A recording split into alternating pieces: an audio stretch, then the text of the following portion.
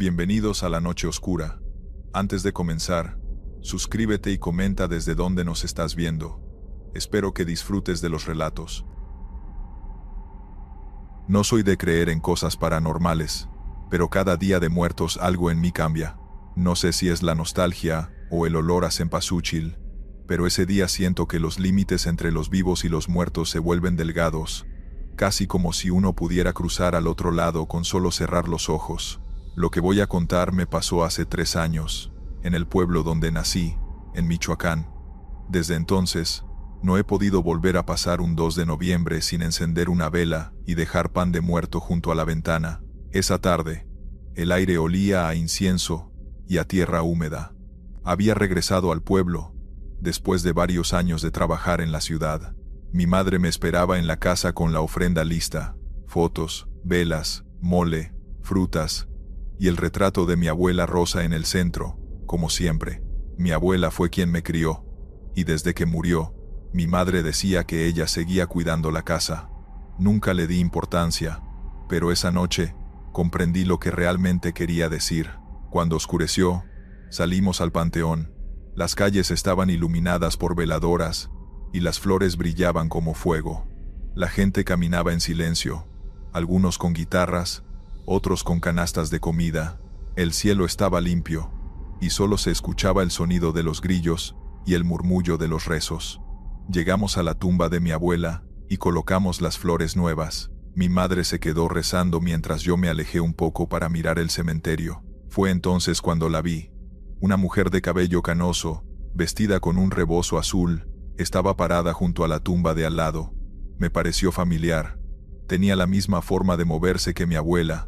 Pensé que quizá era una vecina, o alguna tía que no reconocía por la distancia.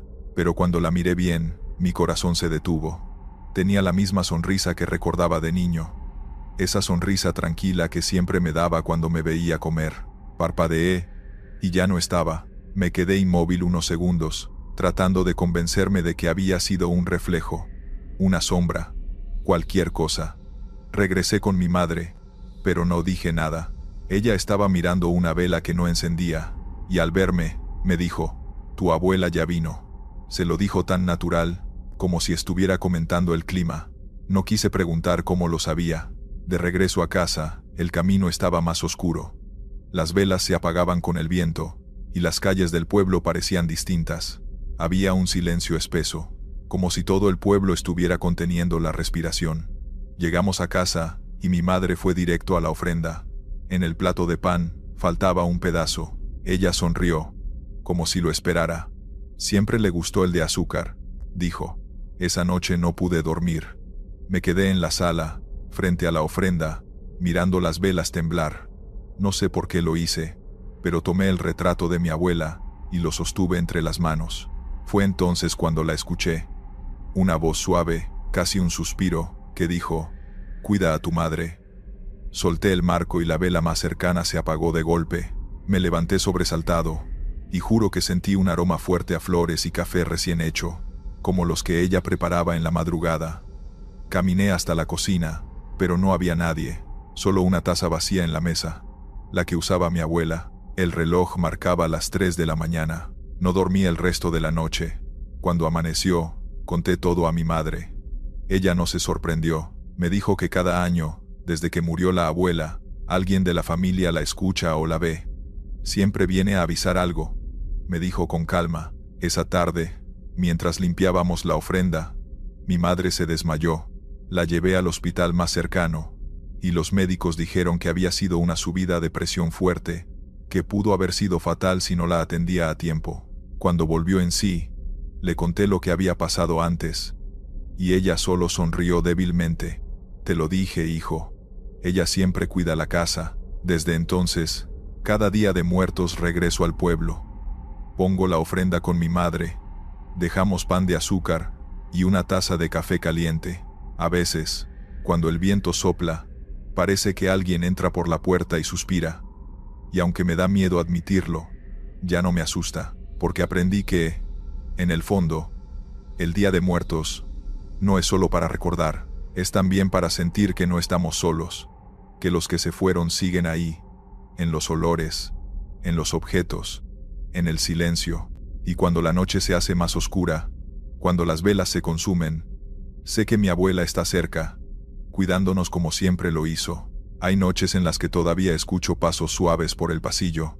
No abro la puerta, solo sonrío, enciendo una vela más y susurro: «Gracias, abuela». Y entonces, el aire se llena de ese aroma familiar. Cempasúchil y café.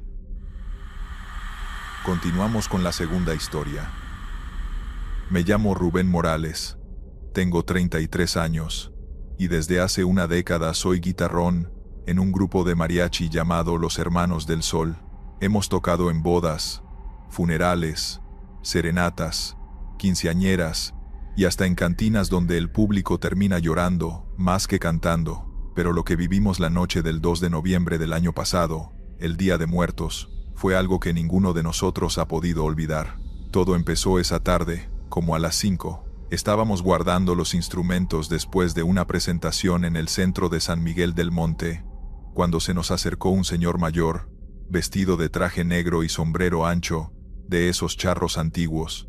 Tenía la piel curtida por el sol, el bigote perfectamente recortado, y los ojos grises, apagados pero firmes. «Buenas tardes, muchachos», dijo con voz ronca. «Busco un grupo que toque esta noche en un rancho, aquí cerquita, por el rumbo del cerro». Le dije que sí, que aún podíamos tocar si era en la zona, y pregunté por la dirección exacta. El hombre sacó un sobre del saco y me lo entregó. Dentro había una hoja, con un mapa dibujado a mano, y 5 billetes de 500 pesos. «La mitad por adelantado», dijo. «El resto cuando terminen. Tienen que llegar a las 11. Ni antes ni después». Nos miramos entre nosotros. Era buena paga, y solo una presentación corta, según él. Aceptamos. Le pregunté a nombre de quién sería la tocada. «Díganle al portero que vienen de parte de don Melquiades Romero», respondió. «Él sabrá». Lo extraño fue que al voltear para agradecerle, el hombre ya se alejaba por la calle empedrada sin mirar atrás, caminando despacio, con el bastón resonando contra las piedras. No le dimos importancia. En este trabajo, te acostumbras a clientes raros. Esa noche salimos en la camioneta del grupo rumbo al cerro. Íbamos Julián, el violinista, Manolo, la trompeta, Chema, el vihuelista, Ernesto, la voz principal, y yo. Mientras subíamos, el camino se volvía más angosto y oscuro. No había faroles, solo el resplandor de la luna. A los costados, los campos estaban cubiertos de flores de cempasúchil, que parecían brillar en la penumbra. Seguimos el mapa, y, después de 20 minutos, llegamos a un portón de hierro con una cruz tallada arriba. A un lado, un hombre con sombrero esperaba, sosteniendo una linterna. «Buenas noches», le dije bajando la ventana. «Venimos a tocar. Nos mandó un señor, Melquiades Romero». El hombre asintió en silencio, abrió el portón sin decir palabra, y señaló hacia el camino. La linterna iluminaba un sendero largo, bordeado por veladoras. «Sigan derecho. Allá los esperan», dijo finalmente. Avanzamos despacio. El camino terminaba en un rancho grande, con la fachada vieja pero bien cuidada. Había música suave de fondo, olor a copal, y de lejos se veían decenas de velas. Parecía una fiesta, pero una muy silenciosa. Nos estacionamos y bajamos con los instrumentos. Había gente reunida en el patio, todos vestidos de manera elegante, como si fuera una celebración antigua. Las mujeres con rebozos bordados, los hombres con trajes oscuros y sombreros. Me llamó la atención que todos parecían muy pálidos, casi translúcidos bajo la luz de las velas. Un hombre alto, con traje negro y moño rojo, se nos acercó. «Gracias por venir, muchachos», dijo con una sonrisa amable. «Don Melquiades los está esperando». Nos condujo hacia el fondo, donde había un altar enorme, cubierto de flores naranjas, velas encendidas, pan de muerto, frutas, calaveritas y retratos antiguos enmarcados en madera. Frente al altar había una mesa con un retrato más grande, el de un hombre de bigote y mirada severa. El anfitrión señaló la foto. «Él es don Melquiades», dijo.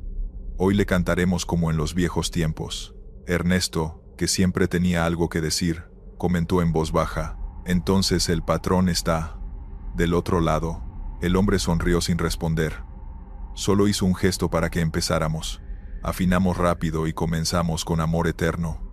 Apenas sonaron los primeros acordes, noté algo raro.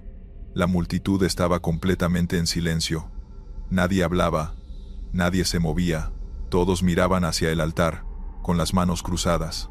A medida que la voz de Ernesto llenaba el aire, el viento se detuvo, y el sonido parecía rebotar en los muros del rancho, como si estuviéramos dentro de una iglesia. Al terminar, ni un aplauso, solo el sonido de las velas crepitando.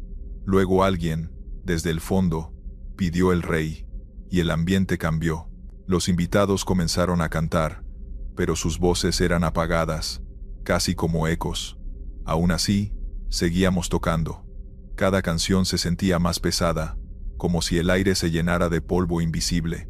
En la tercera canción, Cielito lindo, Julián me dio un codazo y me señaló discretamente hacia el altar. Lo que vi me heló la sangre. El retrato de don Melquiades parecía diferente. En lugar de estar mirando al frente, ahora tenía una leve sonrisa y la cabeza ligeramente girada hacia nosotros. Intenté no pensar en eso. Seguimos tocando hasta que un reloj en alguna parte del rancho marcó la medianoche. En ese momento, el anfitrión levantó la mano y dijo: «Gracias, jóvenes. Ha sido suficiente». Nos detuvimos. Sentí un alivio enorme. Pero entonces, él agregó: «Por favor, acompañen a la familia a cenar antes de irse. Es costumbre». No queríamos ser groseros, así que aceptamos. Nos llevaron a una mesa larga con manteles blancos y platos de barro. Había mole, tamales, champurrado, pan de muerto. El olor era delicioso, pero nadie comía, excepto nosotros. Los demás se sentaban en silencio, sonriendo como si esperaran algo. Cuando probé el mole, sentí un sabor extraño, metálico, pero lo atribuí al nerviosismo. Luego escuché un murmullo detrás. Voces. Muchas voces susurrando al mismo tiempo. Volteé, y por un instante, vi algo imposible. Los retratos del altar parecían moverse, rostros que parpadeaban lentamente, labios que murmuraban. Me levanté de golpe, casi tirando mi silla. Ernesto me miró, confundido. «¿Qué pasa, Rubén?» «Nada, nada. Solo me mareé», pero en realidad, algo dentro de mí gritaba que nos fuéramos ya. El anfitrión se acercó con una sonrisa más amplia que antes. «Ya terminan su cena. Don Melquiades quiere agradecerles personalmente». Nos llevó al fondo del rancho, donde había una pequeña capilla iluminada con velas. Dentro, un ataúd abierto descansaba sobre una mesa, y dentro, perfectamente vestido de charro, estaba el mismo hombre que nos había contratado en el centro del pueblo. Sentí un escalofrío recorrerme entero. El cuerpo estaba allí, inmóvil, pero en su rostro se dibujaba una leve sonrisa. «Él siempre fue amante del mariachi», dijo el anfitrión, casi con ternura.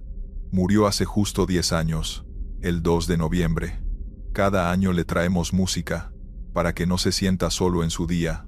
Nos quedamos sin palabras. Nadie sabía cómo reaccionar. Manolo soltó su trompeta, que cayó con un ruido sordo. De repente, el aire dentro de la capilla se volvió helado. Las velas titilaron, y una corriente de viento recorrió el lugar. Escuché, nítidamente, una voz masculina que dijo: «Gracias, muchachos». Todos lo escuchamos. No había duda. Provenía del ataúd. Salimos corriendo, sin mirar atrás. Subimos a la camioneta y arrancamos a toda velocidad. Nadie habló durante todo el trayecto de regreso. Solo se oía el motor y nuestras respiraciones agitadas. Cuando llegamos al pueblo, paramos frente a la iglesia. Ernesto bajó, hizo la señal de la cruz y dijo en voz baja: «Que Dios nos perdone».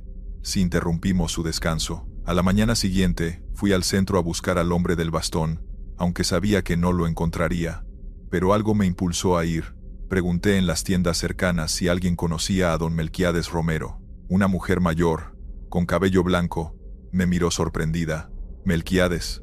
Ay, hijo, ese señor murió hace años», me dijo. Era dueño del rancho del cerro. Cada día de muertos le hacen fiesta a sus nietos. pero ya no invitan a nadie desde que empezaron a pasar cosas raras. Le pedí que me contara más, pero ella solo movió la cabeza. Dicen que los que tocan allá regresan distintos. Algunos ni regresan. Desde entonces, cada año, el 2 de noviembre, recibimos sobres sin remitente en el buzón del grupo. Dentro, siempre hay 5 billetes nuevos de 500, y una nota que dice: gracias por la música. Los esperamos el próximo año. Ninguno de nosotros ha vuelto a tocar en el cerro, pero cada vez que pasa esa fecha, escucho a lo lejos un violín entre el viento. Suena limpio, melancólico, y a veces, lo juro, me parece reconocer nuestra melodía de aquella noche. Quizás siguen allá, tocando para él, o quizás, algún día, cuando ya no estemos de este lado, nosotros mismos seremos los invitados. Vamos con la tercera historia. Esta historia no es mía. Me la contó mi tía Elena, una mujer de esas que no se asustan con nada, de las que crecieron viendo la muerte tan de cerca que ya la sienten como una vecina más. Ella vive en un pueblo de Guanajuato, donde cada día de muertos el panteón se llena de velas y canciones, y donde dicen que los muertos no descansan del todo, sino que vuelven un ratito, solo para mirar si los recordamos. Hace unos años, mi tía trabajaba como encargada del panteón municipal. No era un trabajo bonito, pero lo hacía con cariño. Aquí todos me saludan, aunque no hablen, decía siempre entre risas. Se encargaba de mantener las tumbas limpias, cuidar las flores y cerrar las puertas al anochecer. Pero una noche del 1 de noviembre, algo cambió su forma de ver esa rutina para siempre. Esa tarde, el cielo se puso gris temprano. Parecía que iba a llover, pero nunca cayó ni una gota. El aire estaba pesado, como si el pueblo entero se preparara para algo. Las familias llegaban al panteón cargando flores, velas, pan y fotografías. Algunos cantaban, otros lloraban bajito. Los niños corrían entre las tumbas jugando a asustarse, y mi tía los regañaba para que no pisaran los montículos de tierra fresca. Cuando el sol empezó a ocultarse, la mayoría de las familias se fueron, solo quedaron unos cuantos rezando. Mi tía se quedó cerrando los candados del portón principal, cuando escuchó risas detrás de ella. Pensó que eran los mismos niños de antes, así que regresó para sacarlos. Pero al mirar entre las tumbas, no vio a nadie. Solo una vela encendida en medio del camino, donde no había ninguna tumba cerca. Se acercó para apagarla, pero cuando estaba a punto de hacerlo, escuchó una vocecita detrás de ella. No la apague, por favor. Mi tía se giró. Era un niño. Tenía unos 8 años. Estaba vestido con una camisa blanca y un pantalón corto, ambos antiguos, como de otro tiempo. Estaba descalzo, con el cabello mojado, y en las manos llevaba un pequeño juguete de madera. ¿Qué haces aquí, mijito?, le preguntó mi tía. Ya no deberías estar en el panteón, está por cerrar. Estoy esperando a mi mamá, respondió el niño, bajando la mirada. Ella siempre viene el 2 de noviembre. Mi tía se quedó en silencio unos segundos. Pensó que quizás se trataba de algún niño perdido, o el hijo de alguna familia que aún no había llegado. Le preguntó su nombre, pero el niño no contestó. Solo miraba la vela, atento, como si no quisiera que se apagara. El viento soplaba más fuerte, y las velas cercanas empezaban a extinguirse una por una. Pero esa, la del niño, seguía encendida. Ven, te llevo a la entrada. Ahorita viene tu mamá. Seguro está buscándote, dijo mi tía, tomándole la mano. La mano del niño estaba helada. Caminaron entre las tumbas, y el pequeño no decía nada. Cuando pasaron junto a la tumba de un hombre recién enterrado, el niño se detuvo. Se quedó mirando la cruz, y murmuró algo. Mi tía alcanzó a oír: ya no llores. No entendió a quién se lo decía. Al llegar a la entrada, no había nadie, ni una sola persona en la calle. El pueblo estaba dormido, y el sonido del silencio era tan fuerte que le dolían los oídos. Cuando se volteó para hablarle, el niño ya no estaba. La mano se le había soltado sin que se diera cuenta. Buscó con la linterna entre las tumbas, detrás del muro, entre los árboles. Nada. Solo la vela seguía encendida en el mismo lugar donde lo había encontrado. Mi tía, aunque no creía en fantasmas, sintió un escalofrío que le recorrió la espalda. Decidió dejar la vela ahí y cerrar el panteón. Al día siguiente, volvió temprano. El sol iluminaba las flores, y las familias llegaban con música. Todo era alegría otra vez. Pero mi tía no podía dejar de pensar en el niño. A media mañana, una mujer mayor se acercó con una canasta de flores. Le preguntó a mi tía si podía ayudarle a encontrar una tumba, porque hacía mucho que no venía. Mi tía aceptó, y caminaron juntas por el pasillo principal. «Busco la de mi hijo», dijo la mujer con voz temblorosa. «Murió hace muchos años, tenía 8. Mi tía se detuvo. «¿Cómo se llamaba?» «Luis Ángel», respondió la mujer. «Siempre decía que vendría a buscarme cada día de muertos». Siguieron caminando hasta una tumba pequeña, cerca del muro norte. La mujer dejó las flores y empezó a llorar. En la cruz se leía el nombre Luis Ángel García, 1958-1966. Mi tía sintió que el aire le faltaba. Era imposible. El niño que había visto la noche anterior tenía esa misma edad. Recordó su rostro, su ropa, sus pies descalzos, el juguete de madera, todo coincidía. Sin decirle nada a la señora, mi tía caminó hasta el punto donde había dejado la vela. Todavía estaba ahí, aunque nadie más había pasado por esa zona. Y lo más extraño, la cera había goteado formando un pequeño corazón en el suelo. Desde ese día, mi tía no volvió a apagar velas en el panteón. Dice que, cada año, la misma vela aparece en el mismo lugar, encendida desde antes de que amanezca, y nadie sabe quién la pone. El pueblo entero empezó a hablar del niño del panteón. Algunos aseguran haberlo visto corriendo entre las tumbas o jugando con piedritas cerca de la entrada, pero siempre desaparece antes de que alguien pueda acercarse. Una noche, mi tía me dijo que no hay que tenerle miedo. No todos los que se quedan lo hacen por tristeza, me explicó. Algunos solo esperan un abrazo o que alguien los recuerde. Desde entonces, cuando llega el Día de Muertos, llevo una vela blanca al panteón y la dejo cerca de alguna tumba olvidada. No sé si él está ahí, pero algo me dice que sí. Y cuando el viento sopla suave, casi como una caricia, me gusta pensar que el niño sonríe, porque el Día de Muertos, aunque nos dé miedo, no es una noche de fantasmas vengativos ni de oscuridad. Es una noche de amor. Es el momento en que los que ya se fueron cruzan el aire para decirnos que siguen ahí, esperando que los recordemos con pan, con flores, con una vela encendida, o con una historia que los mantenga vivos un poco más. Y a veces, cuando el silencio del cementerio se vuelve profundo, y solo queda el parpadeo de las velas, juro que se puede escuchar una risa suave, de niño, una risa que se aleja entre las flores, como si el viento la llevara hasta donde todos los muertos se vuelven luz. Historia 4. Soy Ricardo, 36 años, vivo en Oaxaca, trabajo como profesor de secundaria y llevo 10 años viviendo solo en un departamento pequeño en el centro. Nunca fui muy apegado a las tradiciones, para ser honesto. Mi familia siempre me regañaba porque no ponía altar de muertos. Les decía que no tenía tiempo, que vivía solo, que era mucho trabajo, pero este año, hace apenas 2 semanas, decidí poner uno. Fue el peor error que he cometido. Mi abuela murió en marzo de este año. Yo era su nieto favorito. Me crió parte de mi infancia cuando mis papás trabajaban. Su muerte me dolió mucho, pero nunca lo procesé bien. Simplemente seguí con mi vida. Enterré el dolor.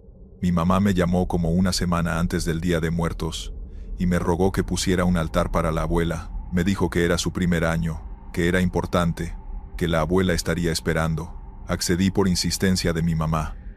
El 30 de octubre fui al mercado y compré todo. Papel picado, veladoras, cempasúchil, calaveras de azúcar, pan de muerto. Compré también la foto de mi abuela, que mi mamá me había enviado por WhatsApp, y la mandé a imprimir.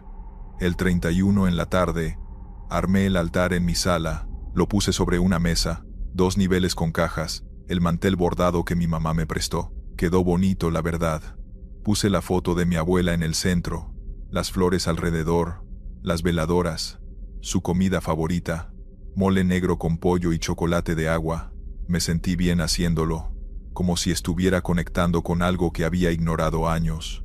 Prendí las veladoras como a las 7 de la noche del 31. Me senté un rato frente al altar, Le hablé a mi abuela como si estuviera ahí. Le pedí perdón por no haber ido a verla más seguido antes de que muriera, por haber estado tan ocupado con el trabajo. Me salieron lágrimas que no sabía que tenía guardadas. Después de como media hora me levanté, me limpié la cara y me fui a dormir. Esa noche tuve sueños extraños. Soñé que mi abuela estaba sentada en mi sala, junto al altar, viéndome. No decía nada, solo me miraba con una expresión que no pude descifrar.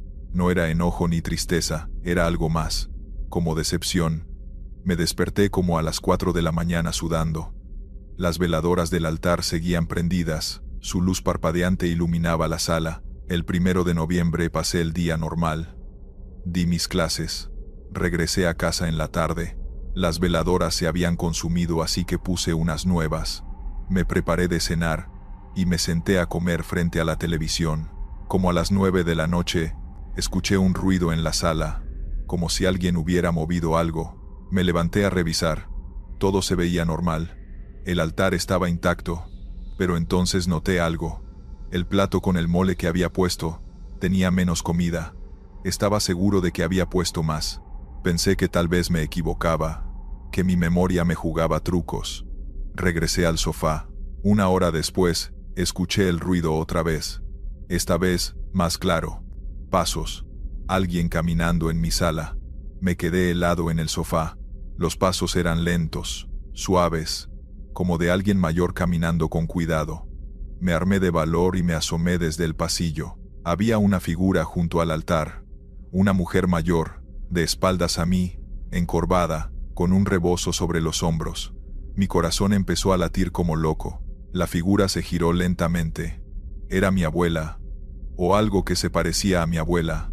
Su cara era la misma, pero había algo equivocado en sus ojos. Estaban completamente negros, sin blanco, sin brillo. Me quedé paralizado. Ella me miró y habló con la voz de mi abuela. Ricardo, ¿por qué solo me pusiste un año de altar? ¿Por qué nunca viniste a verme? Le dije temblando que lo sentía, que había estado ocupado. Ella negó con la cabeza tristemente. No trajiste solo mi espíritu, mijo. Dejaste la puerta abierta para otros, señaló detrás de ella. Del altar empezaron a salir más figuras, sombras que tomaban forma humana, hombres, mujeres, algunos que reconocí como familiares muertos hace años, otros que no conocía, todos con esos mismos ojos negros. Mi abuela dijo, cuando pones un altar sin fe, sin respeto verdadero, solo por obligación, invitas a lo que no debes. Ellos sintieron tu llamado vacío, y vinieron. Las figuras empezaron a caminar hacia mí. Retrocedí hasta mi cuarto, y cerré la puerta con seguro. Podía escucharlos afuera, caminando por mi departamento, murmurando cosas que no entendía. Llamé a mi mamá llorando. Le conté lo que estaba pasando. Ella me dijo que mantuviera la puerta cerrada, que llamara a don Fermín, un señor del pueblo que sabe de estas cosas. Marqué al número que mi mamá me dio. Don Fermín contestó, aunque era casi medianoche. Le expliqué lo que pasaba. Me dijo que había cometido un error grave, que poner altar por primera vez para alguien recién fallecido requiere preparación, respeto, intención pura, que yo lo había puesto sin realmente creer, mecánicamente, y eso había abierto un portal mal hecho.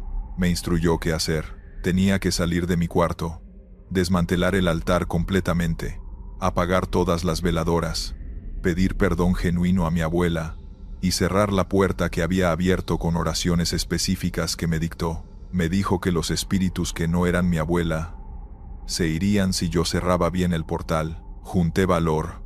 Abrí la puerta de mi cuarto. Las figuras seguían ahí, pero se habían detenido.